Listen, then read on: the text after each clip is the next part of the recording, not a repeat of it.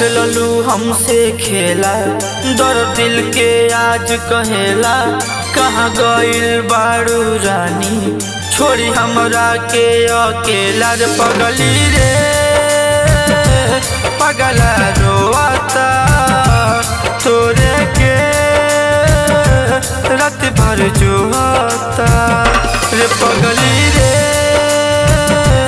पगला रोआता, तोरे के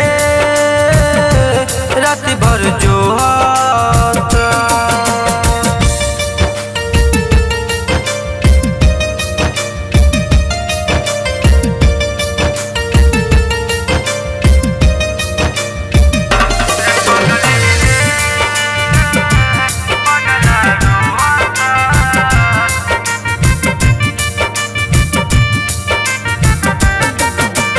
करत रहलू बात जवन पूरा हम मानी, खैले रहलू कसम हमसे बनब तोहर रानी।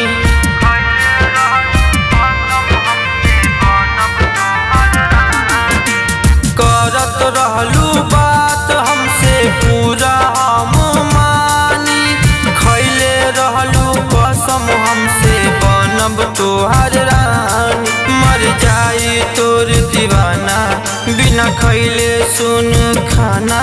दिल टूट गइल बयाब, जन हमसे कर बहाना। रे पगली रे पगला रोआता, तोरे के रात भर जोहता। रे पगली रे पगला रोआता, तोरे के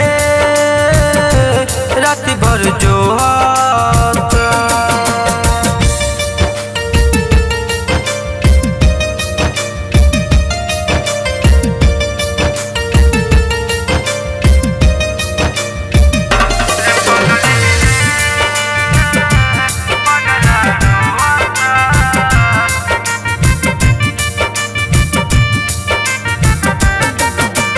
जिंदा हम भइल बानी तोहरा बिना लाश हो, काट के दिलवा हमर ले जा रखिया अपने पास हो।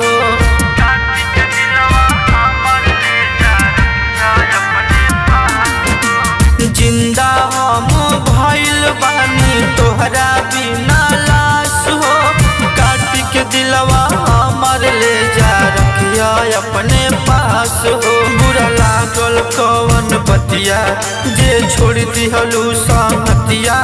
रंजन उजाला आदित्य के नाई कटेला रतिया। रे पगली रे पगला रोआता, तोरे के